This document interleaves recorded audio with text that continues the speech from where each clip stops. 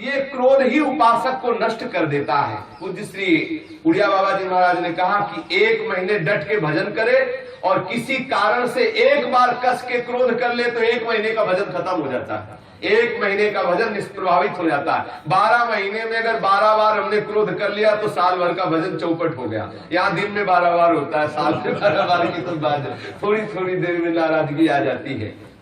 क्रोध भगवत प्राप्ति के मार्ग में बहुत बड़ी बाधक वस्तु है। तुम जान लो, ये क्रोध तुम्हारी अवनति का मूल कारण है। जो अपने आते हुए क्रोध को रोक लेता है उसको निश्चित भगवत प्राप्ति होती है। जो मनुष्य, जो उपासक अपने क्रोध के वेग को नहीं सहन कर पाता, वो भयंकर से भयंकर कुकर्म करके विनाशकारी स्थिति को प्राप्त हो जाता है। इस जगत में क्रोध के कारण लोगों का नाश होता देखा गया है। इसलिए उपासक को कभी किसी पर क्रोध नहीं करना चाहिए। क्रोधी मनुष्य भयंकर से भयंकर पाप कर सकता है। क्रोध के वशीभूत उपासक अपने गुरुजनों की हत्या भी कर सकता है। क्रोध से भरा हुआ पुरुष कठोर वाणी के द्वारा अपने गुरुदेव की अवहेलना भी कर सकता है। क्रोध बड़े से बड़े सम्माननीय का अपमान भी करा देता है, ऐसा हमने देखा है। क्रोधवश अपने अबध्य गुरुजनों की भी हत्या कर सकता है जो क्रोधी जन है। बोले क्रुद्धा पापम नरः कुर्यात् क्रुद्धो हन्यात् गुरुनपि क्रुद्धा पुरुषया वाचा श्रेयसोप्य मन्यते।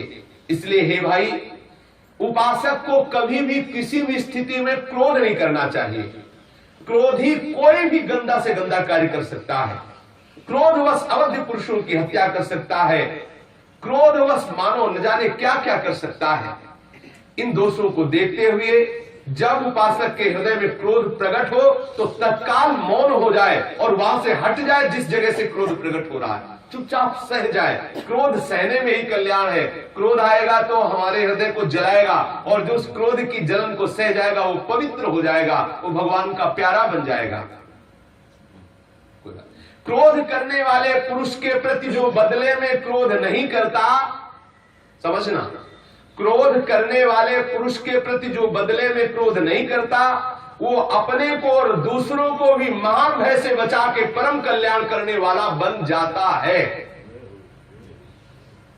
क्रोध करने वाले पुरुष के प्रति भी जो बदले में क्रोध नहीं करता, वो अपने को और दूसरों को भी महान भय से बचा के परम कल्याण करने वाला बन जाता है। यदि मूढ़ एवं असमर्थ मनुष्य तुम्हें क्रोध दिलाने की चेष्टा करें तो तुम बलवान बनो, उनकी बातों पर मुस्कुराओ और क्रोधित मत हो, गुस्सा मत करो।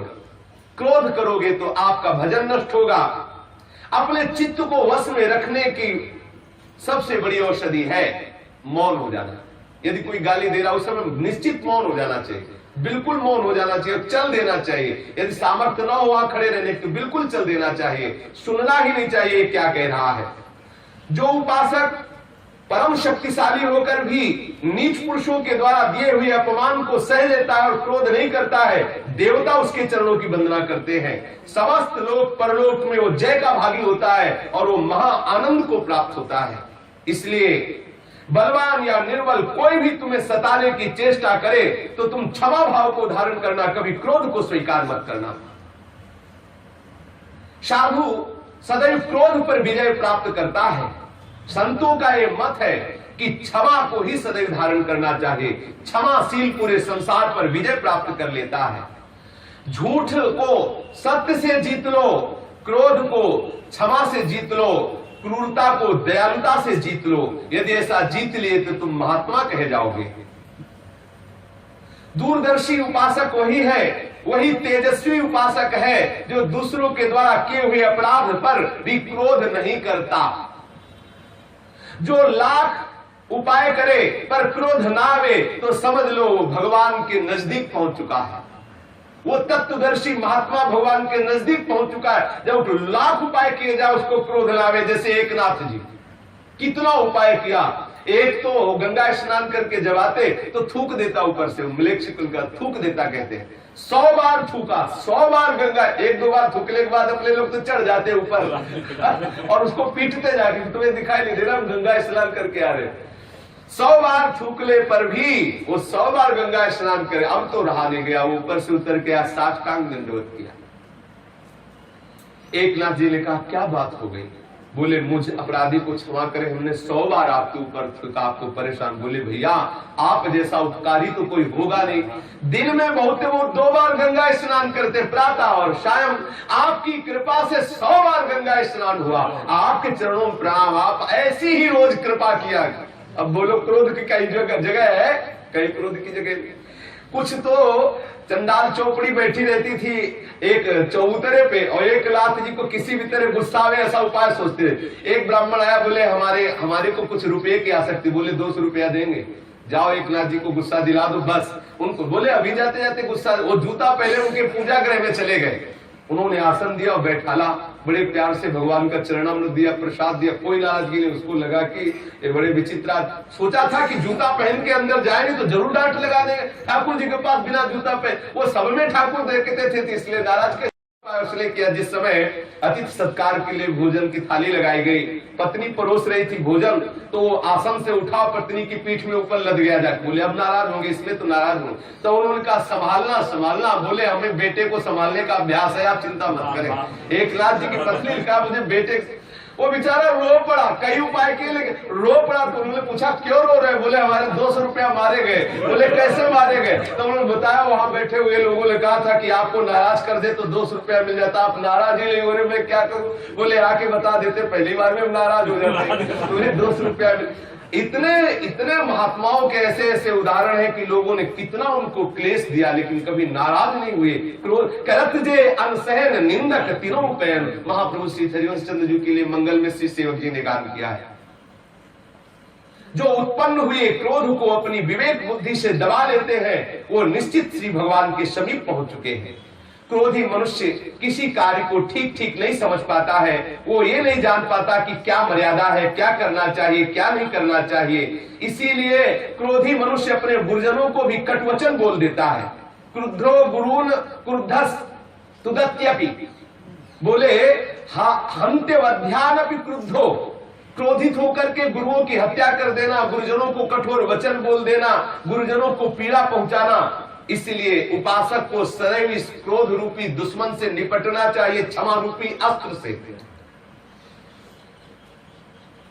क्रोध का त्याग करने से अद्भुत तेज प्रकट हो जाता है।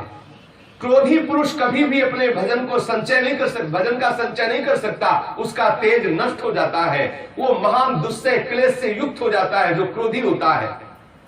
ये मूर्ख लोग ही क्रोध किया करते हैं और क्रोध को अपना बड़ा गर्व मानते हैं, मैंने ऐसा किया, मैंने। ये रजोगुण जनित जो क्रोध है ये उपासक का निश्चित नाश कर देता है। अतः हे सदाचार परायण उपासक, कभी भी क्रोध को मत करना, क्रोध को किसी भी तरह से स्वीकार मत करना।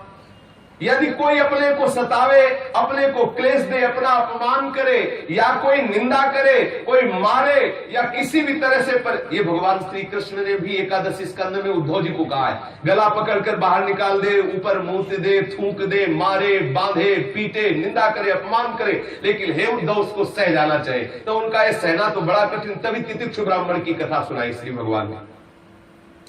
ऐसी स्थिति में कि भी किसी भी तरह से क्रोध नहीं करना चाहिए। यदि कभी क्रोध के वशीभूत हो जाए तो प्रायश्चित करना चाहिए।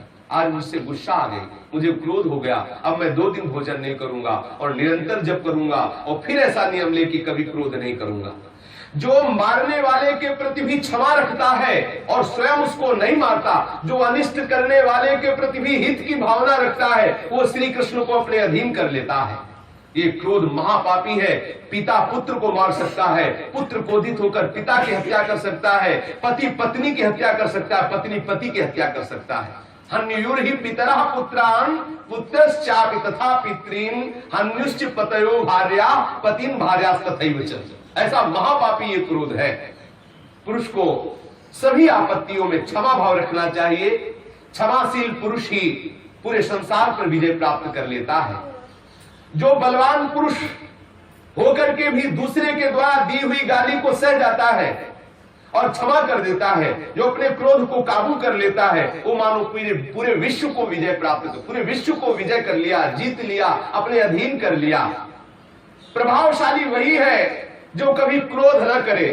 ध्यान देना, सत्संग है, ये जरूर जीवन में धारण किया जाए। जो क्षमाशील है वही सबसे बड़ी यज्ञ कर लिया, जो क्षमाशील है वही ब्रह्मवेत्ता है, जो क्षमाशील है वही तपस्वी है, जो क्षमाशील है वही भगवान का परम भक्त है। अर्थात जो क्रोध नहीं करता वही यज्ञवेत्ता है, जो क्रोध नहीं करता वही ब्रह्मवेत्ता है, जो क्रोध नहीं करता वही तपस्वी है, जो क्रोध नहीं करता वही भक्त है। कबहू कहो या रानी रहोंगो, श्री रघुनाथ कृपाल कृपाते साध स्वभाव गहोंगो। आगे आया परुख वचन अति दुसा, श्रवण सुनते पावक न दहोंगो। चाहे जितना कोई कड़ुआ बोले लेकिन हम बुरा नहीं मानेंगे। साधक को सदा क्षमा का आश्रय लेना चाहिए। जिस समय साधक सब कुछ सहन कर लेता है उसी समय वो ब्रह्म भाव को प्राप्त हो जाता है। ये देख लो, क्षंतव्यमेव सततम पुरुषेण विजानता, यदा हि क्षमते सर्वं ब्रह्म संपद्यते तदा। जो सब कुछ सह जाता है, गाली अपमान निंदा सब कुछ सह जाता है, सब कुछ सहन कर लेता है और सबको क्षमा करता है, वो ब्रह्म भाव को प्राप्त हो जाता है, ब्रह्मानुभूति के योग्य हो जाता है। क्षमावान को इस लोक में सदैव सब सुख पहुंचाते हैं, क्षमावान को परलोक में सब आदर के साथ लेते हैं, क्षमावान को लोक परलोक सब जगह सम्मान प्राप्त होता है। इसलिए उपासक को कभी भी क्रोध नहीं करना चाहिए, सदा क्षमा भाव से क्रोध को नष्ट करते हुए श्री हरि का भजन करना चाहिए। श्री राधा वल्लभ लाल की जय।